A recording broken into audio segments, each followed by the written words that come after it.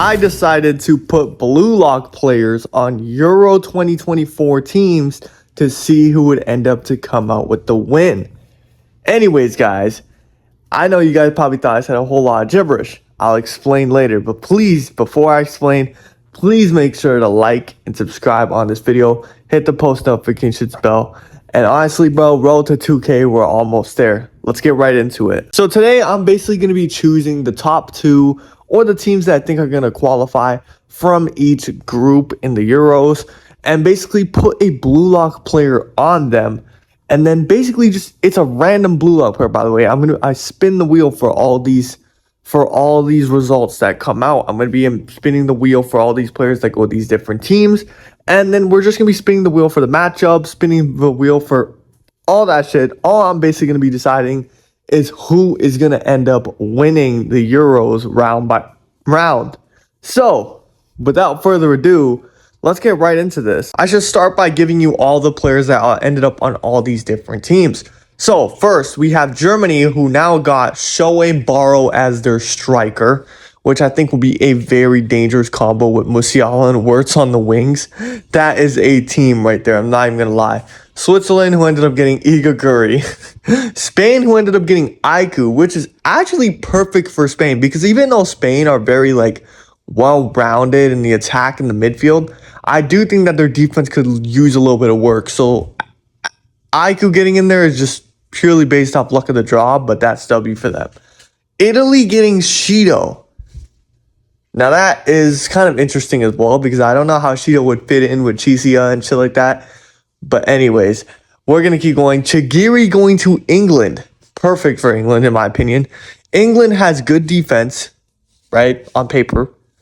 They have a solid midfield with Foden, Bellingham. And now their attack is kind of just Saka and Kane. I feel like imagine if a left wing was there, like Chigiri, with a whole lot of pace, kind of like a Marcus Rashford, but a better version in my opinion.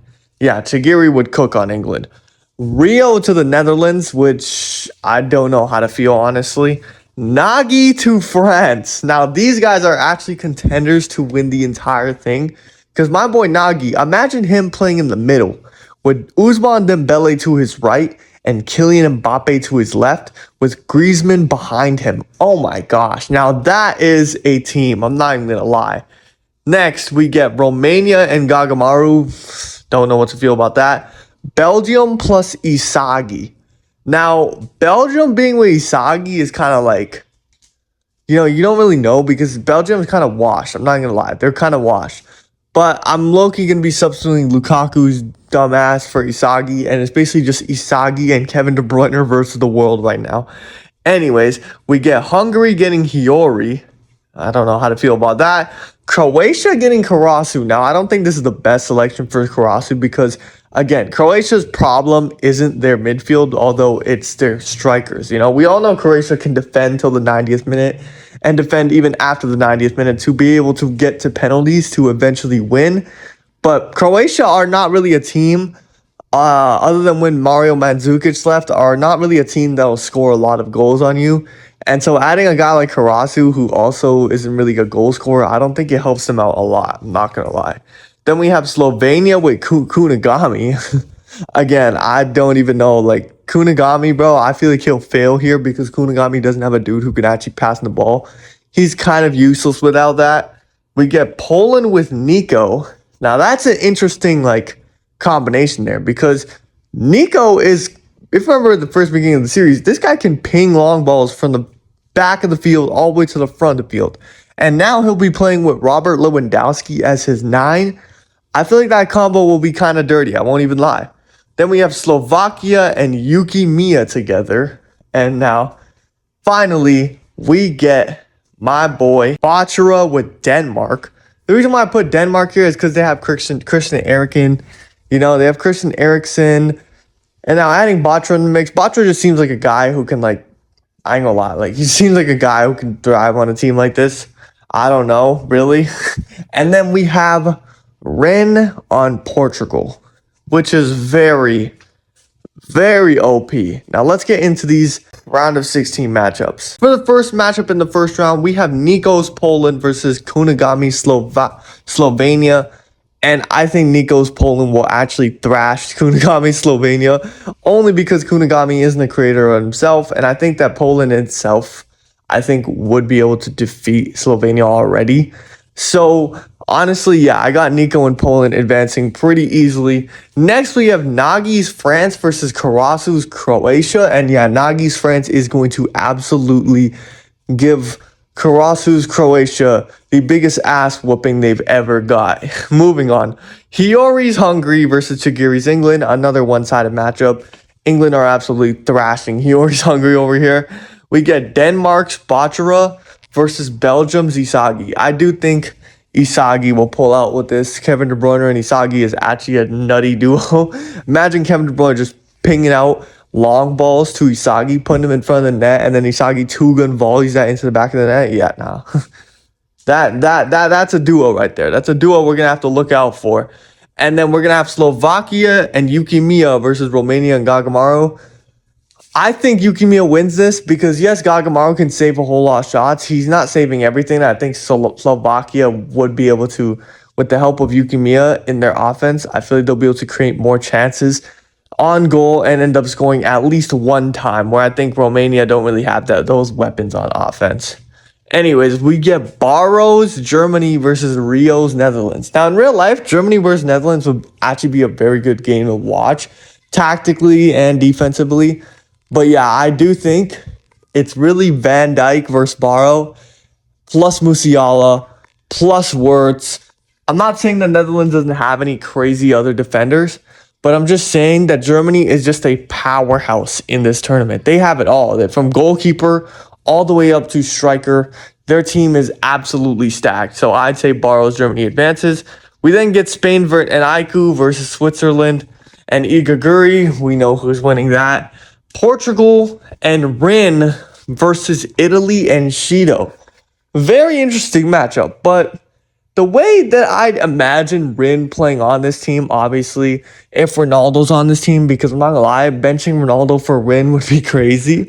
And I think I would do that, but just for you guys, I want to keep Ronaldo on the team and show you guys what the hell he might actually do. So I think Ronaldo and Rin would probably play a system where Rin is a center forward and Ronaldo's playing ahead of him, so that Rin could probably use Ronaldo as a decoy sometimes. Sometimes Ronaldo will come in near post for the crosses from maybe Rafael Leao or João Felix. So yeah, I do think that Portugal might just beat Italy pretty convincingly here. I'm not going to lie to you.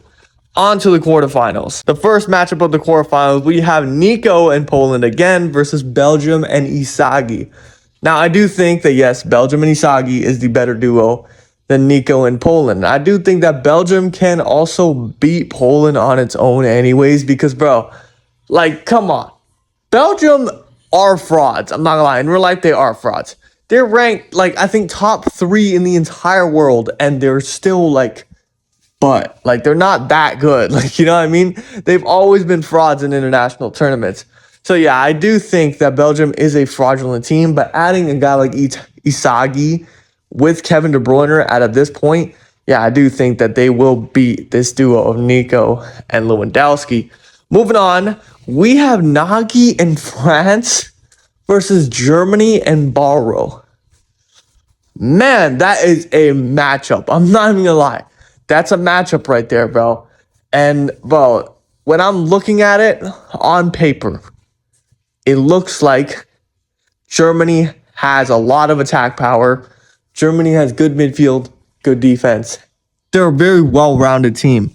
But when I look at France, yes, we have the initial matchup of Nagy versus Barrow. But then, on top of that, we have Kylian Mbappe on his left side. I think we seem to forget, bro. We're playing with IRL players. Kylian Mbappe is quite literally cracked in real life. So adding Nagy to a team with him would just be too OP. I think Germany would be able to hold up for a long, long time. But I just think that France would be able to pull it over them, and they would advance to the next round. Sorry, Barrow fans. Now, next, we have Chigiri's England versus Slovakia and Yuki Miya. Who would have thought that Chigiri made it farther than Baro and Germany? But yeah, Chigiri's England easily passed through these guys. Then we have Spain and Aiku versus Portugal and Rin. This is going to be a hard one for me because, bro, I'm literally a Barcelona fan. I love Barcelona. Most of my Barcelona players are thriving on this Spain team. If you guys didn't see, Lamine Yamal had a great game the other day. But, bro, adding Aiku to a team with them versus Portugal, who have Ronaldo, João Felix, Rafael Leao, Bernardo Silva, Bruno Fernandes, all these stars, star-studded defense to strikers.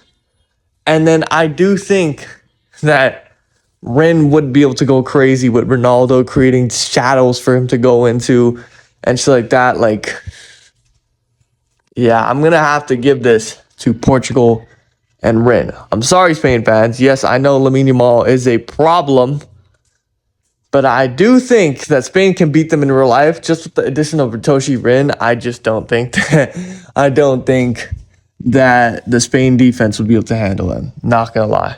Next, moving on to the semifinals. In the semifinals, we have Portugal and Ren versus Isagi's Belgium, and this is a very obvious matchup. Given how good Isagi is right now, I guess, like, you know what I'm saying, it's bad for him, but honestly, Ren is just too good on this Portugal team.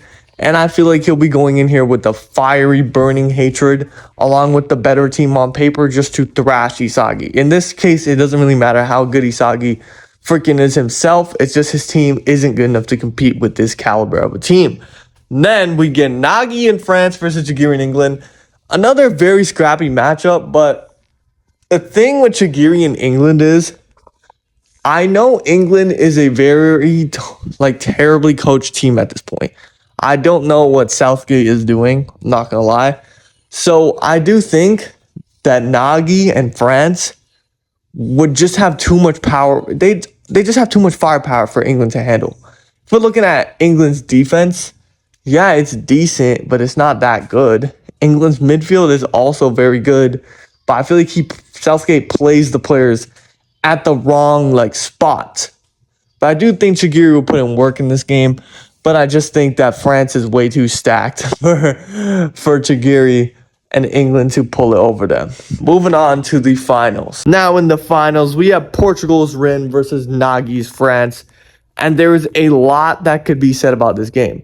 I think I sat down for a total of 5 minutes just straight thinking who could actually win this matchup.